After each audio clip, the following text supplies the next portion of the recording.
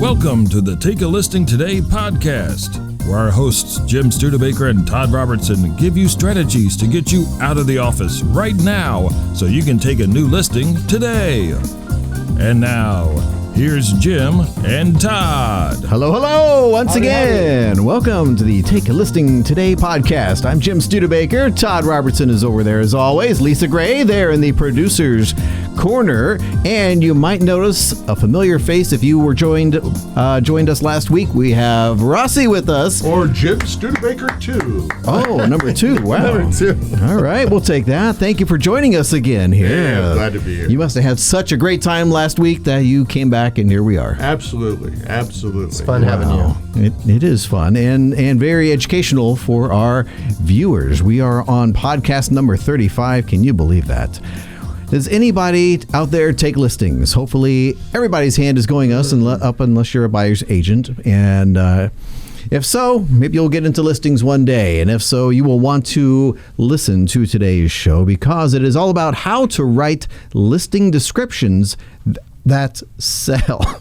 Okay. Now I wrote down a sidebar here. So that's our topic for our podcast today. And I wrote down the sidebar, right? Once you take the listing, so our podcast today is to help you write listing descriptions at sale. But I wrote down as a sidebar that the truth is that price, right? 90% of all marketing in the house is going to be pricing the house correctly. Absolutely. As you know, the majority of the houses are overpriced because one thing, they'll battle for a listing that way. Pardon? Mm-hmm. He says, well, Realtor A says you get me $240,000 for the house. Well, I can get you $250,000. Oh, he'll get $260,000. Right. You know, when they start doing that, just tell the realtor to write him a check because it ain't going to happen that way. Right. Price. Any location. Yes. Properly priced sells. Right. So they say location. Sure.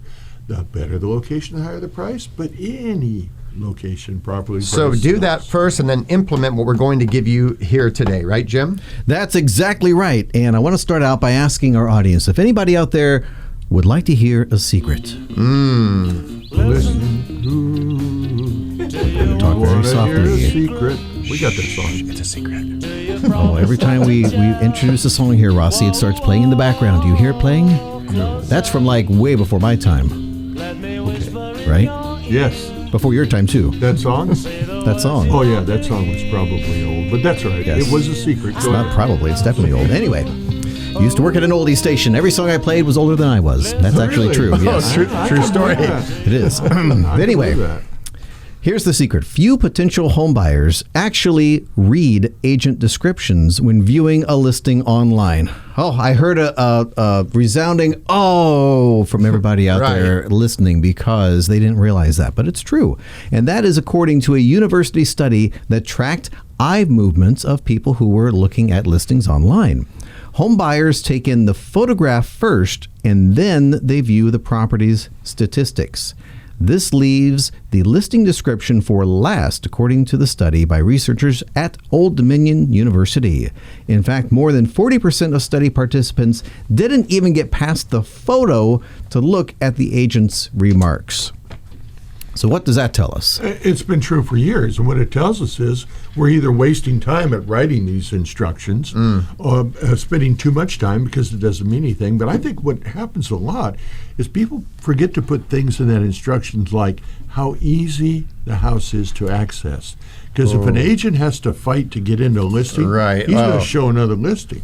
Right. So I think one of the first things to say, Great point. Our house is ready for you to see. The seller and the agents are ready. The lockbox is ready. We're all set. Come see it. You know, that should be a welcoming sign right away. Huge. But the first welcoming sign should be a good photograph, because they're not even going to read all that stuff if your photo looks like a third grader took it, right? So spend the extra bucks, have a professional photograph done of the main photo. I'm sure there's a bunch of great third graders who take photographers, right? All right, so once you have a Academy Award-winning photograph on your listing, then it's time to write a brilliant description for the listing. So if they like the photo enough to move on, now we have their attention and we need to compel them to call you. I have a little caveat to put, not caveat, but a little comment to make. MLS is very strict. All the MLSs are about doctoring the photo. You can't doctor the photo. But why not take a picture of that house at night if it looks good at night? Ooh. And we've been doing that a whole lot lately. If you can get a good night shot with I mean, you got to go out and put some lights on it and all, but that's not a doctored photo, and it'll stop people in their tracks. And also, Yes. if you take a picture, you run a pole up. We got a photographer that'll take a picture from Really? about 50 feet up at the house. So it's not an aerial per se, but it's at the front of the house, and you kind of get to see it from It's a different illuminated angle. grates. People will just you'll watch them. They'll stop online. So you've got to do something different with that house. that will set that apart from the others out there. That is a great thought, because when everybody else zigs, you want to zag, especially if we know in this industry that 70%-ish or so are failing. That's turnover, right? It's that. So, yeah, what a great. And then if we're there when the photographer's there, and we really plan that, we will turn our sign parallel to the street instead of perpendicular, so that the sign shows up in the picture. Agents, you always see that half a sign hanging the other way. That's very clever. If you dare to be unique, you don't have to compete. That's chapter 8. chapter. Wow, chapter 8 of the book here. We got a plug in there. Is that legal, Lisa? Do we have to log that We have to or call the something? publisher. And, All right. Yep. All right, so we have 4 steps in writing an amazing listing description. Step number 1, ask the question, who is your likely buyer? When you understand which pool the likely buyer is coming from, you can write a more focused description. For instance, if your home is larger than entry level, such as move-up home, your most likely buyer will come from Generation X. There we go with those generations again. And for those of you who don't remember, Generation X is aged 42 to 54. Do some research, and you'll learn that these buyers crave a home close to good schools and within a reasonable commute time to work. They need extra square footage for the kids and privacy for mom and dad because of the kids. Quick access to dog parks. And Don't forget yes, that, quick access The millennial to the dog parks. Mm-hmm. Yep. In addition, the lifestyle includes keeping fit. There's your parks.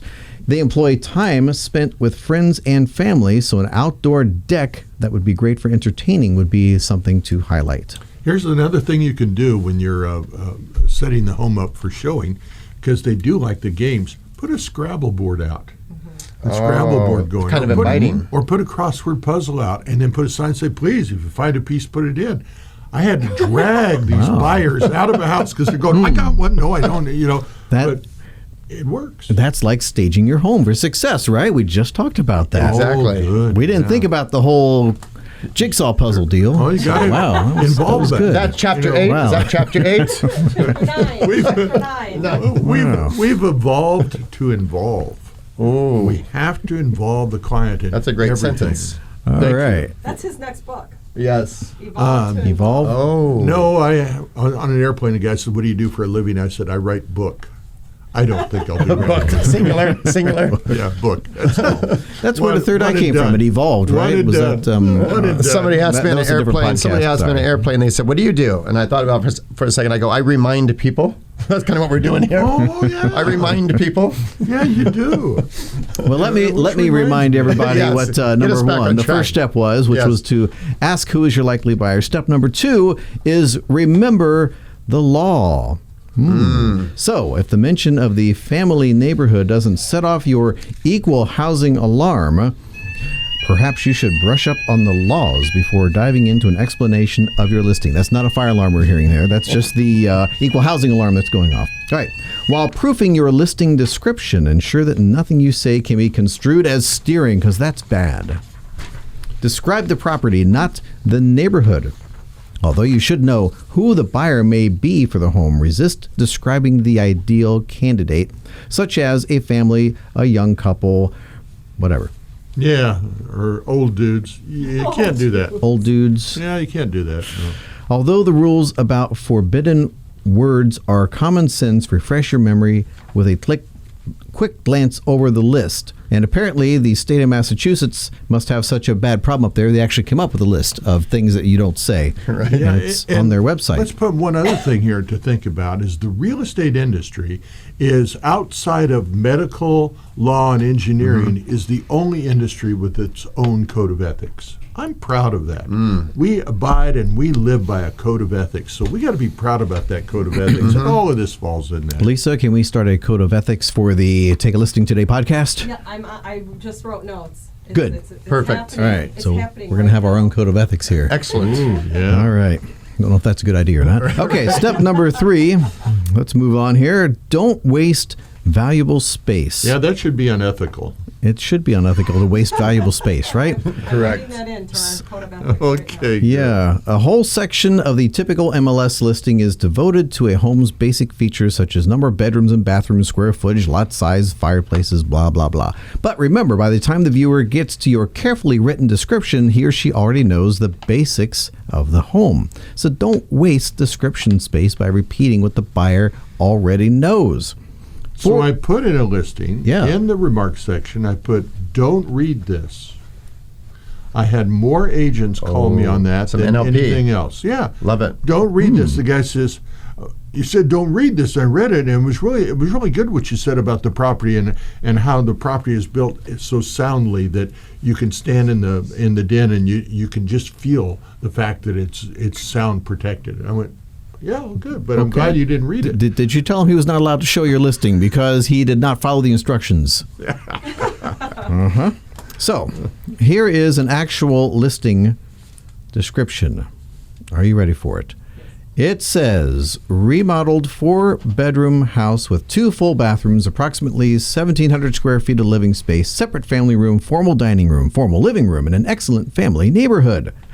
And almost everything is wrong with that. What is the one word?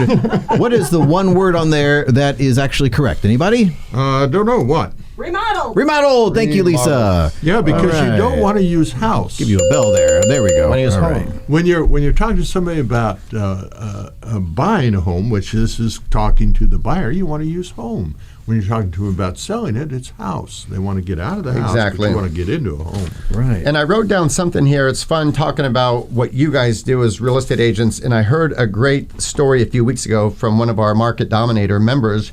When they fill out their listing description, when they price it correctly and put in all the home features, they use the 5 senses in the description. Taste, right? The ultimate close.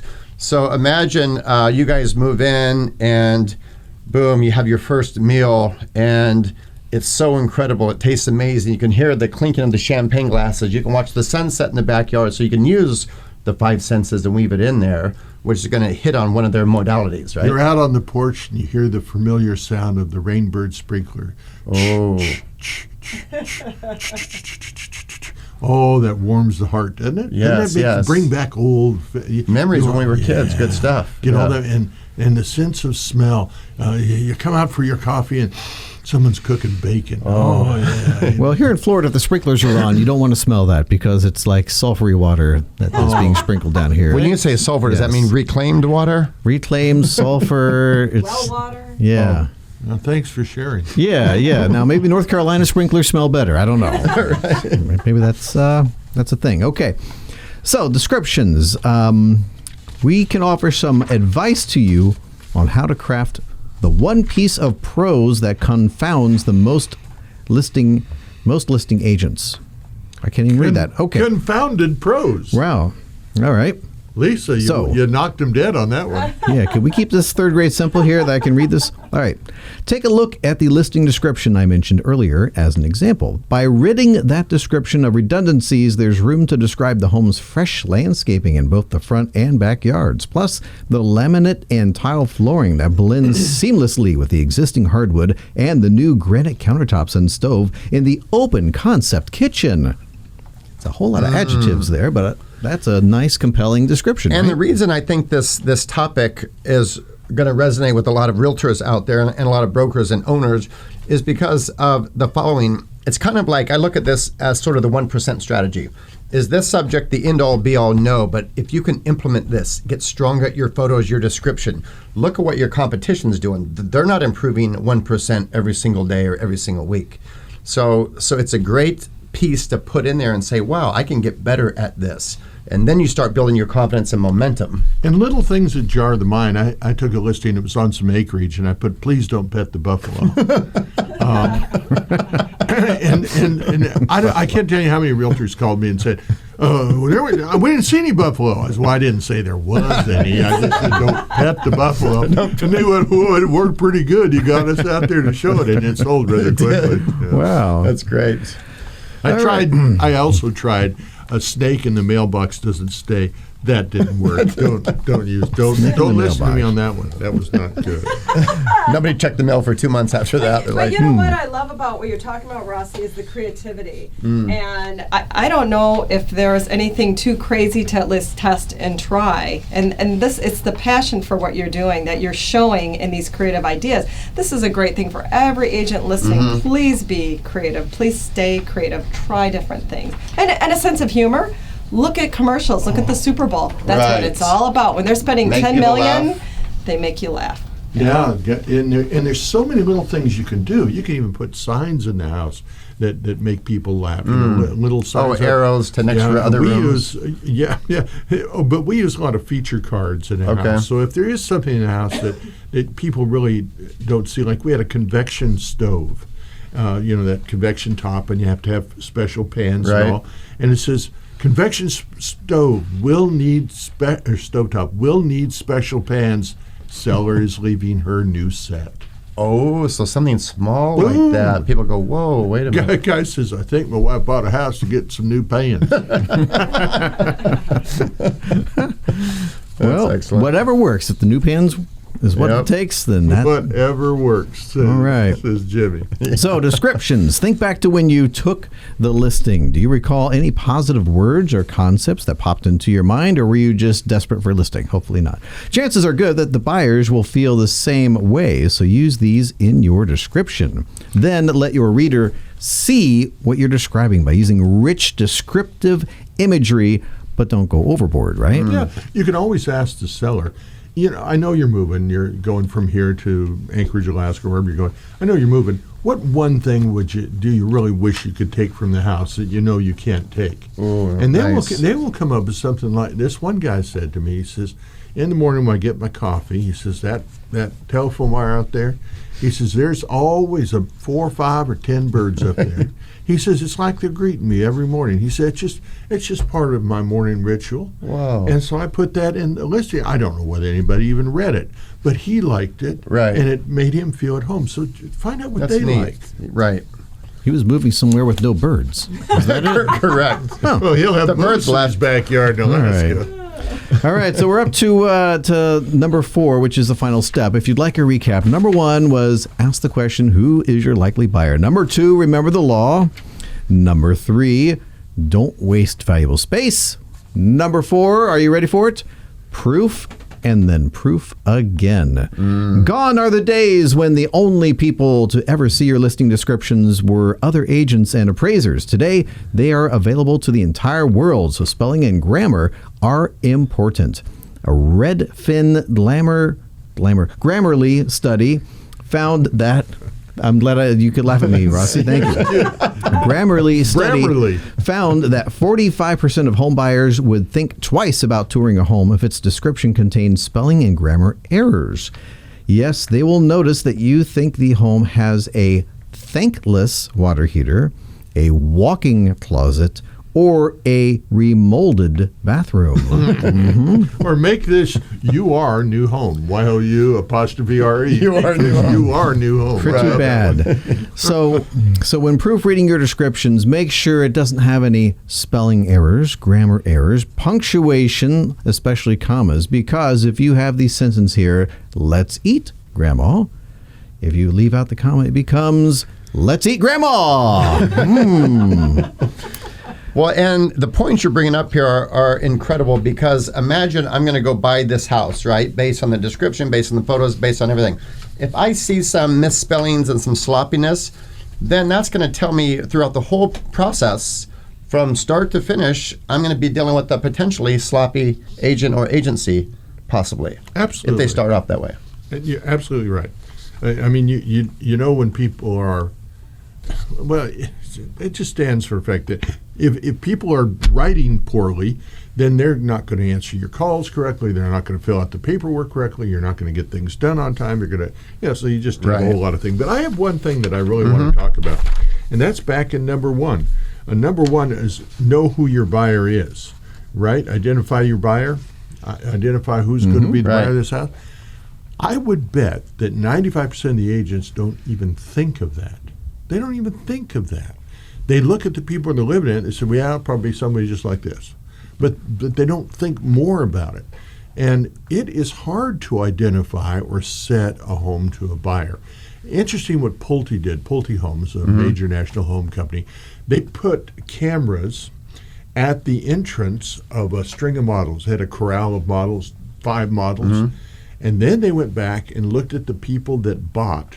And they said, when a person walks in the door the first time, they look at that person who bought, they can tell the minute they walk in the door which model they're going to buy by the impression they get. So it's the impression you get.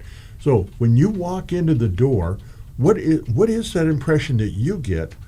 Who is it speaking to? What kind of a buyer is going to buy this? Great point. What kind of money do they make? Where do they? You just have to identify all that stuff, and it's very difficult. It is not easy at all to do that, unless you've got some ideas on how to do it. I mean, you're a people person. You've been doing people. You got to read Todd's book. He'll tell you about the German mattress salesman. That's funny. Yeah, that's chapter 4, by the way. Chapter 4 in my book, yes. You forgot the rest of it. Available at Barnes & Noble, Amazon.com, and leading retailers everywhere. I've been an Amazon bestseller a couple of times. Yes. But that's easier than a lot of people think. Oh. Anyway, it's just I what can use your happened help that there week. Just what happened that week, yeah. All right. So moving on with proofreading descriptions. Don't use all capitals to describe a home. Don't be boring. And I don't know about this last one, Lisa. Avoid the use of exclamation points. I think our sponsor has an exclamation point in their company name, don't they? Oh, the plus man, right? Well, Yes. See, we want the focus on that. Okay. That exclamation So don't point. put that in your description. All right. So, and don't be boring. Yes. So that was step number 4. And that pretty much sums up in 20 minutes and 30 seconds everything you need to know about how to write descriptions that sell. Right? Outstanding. Yes. It looks like you're talking to somebody over there. What are we doing? Yes, I am. We have a wonderful agent, Sharon, that's with us. Unfortunately, she doesn't have a mic, so she was just letting me know that she's watching us today. And Well, nice to see you, Sharon. Thank you very much. She thanked us for the information, and we thank her for being here. Everybody want to say hi to Sharon? Hi, Sharon. Yes. All right. Perfect. Sharon, good to see you again. Thanks for taking time We were out of your just day. communicating back and forth via chat because she doesn't have the microphone to come on. Okay, good. Rossi, anything else you would like to? We understand you have to travel back to North Carolina soon, so you won't be with us next week. But North Carolina soon. yeah. Yeah, it's really a lovely place to live.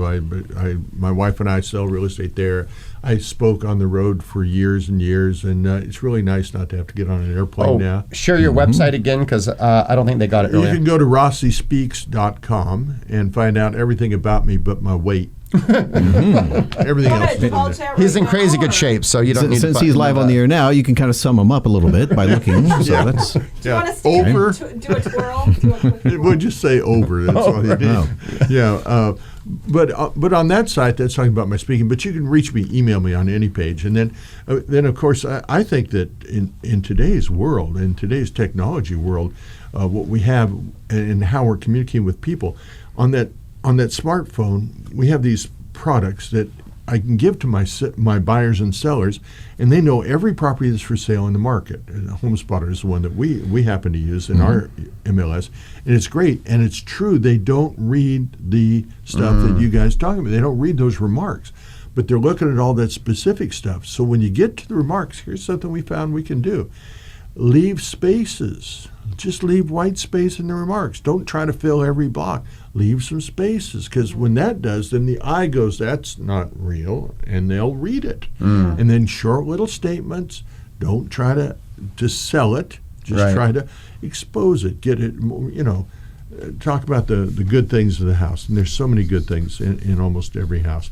And then also, you got to have your army, because when you're writing this stuff down, my wife is my editor, and she is outstanding. Oh, the Bishop, she's outstanding because she can spell, punctuate. She's always giving me a bad time. And then there are certain words that I misspell. I learned phonetic spelling in school, and I spell of, UV, and just do things like that. But it's not because you're not good at it, but let other people look at it.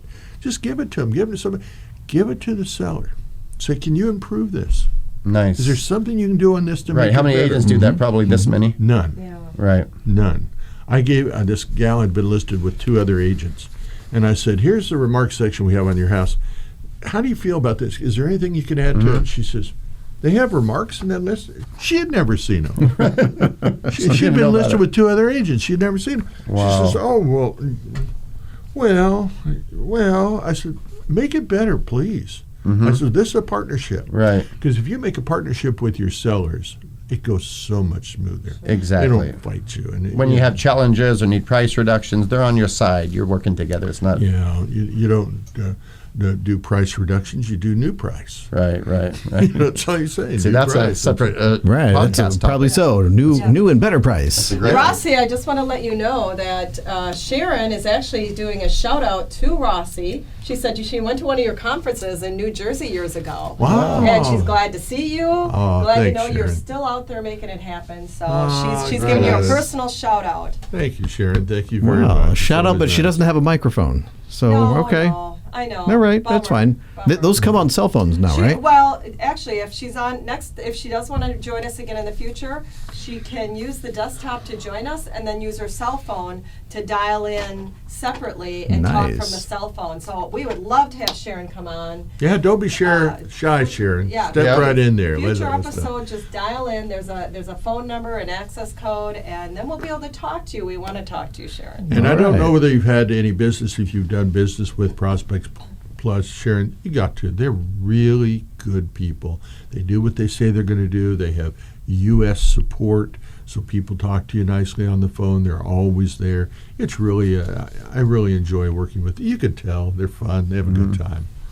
We try. No, you don't Thank try. you, Rossi. You do. Try. All right. Thank you very much, Rossi, for showing up today Awesome. and helping us out. We really appreciate Thank that. you, Lisa.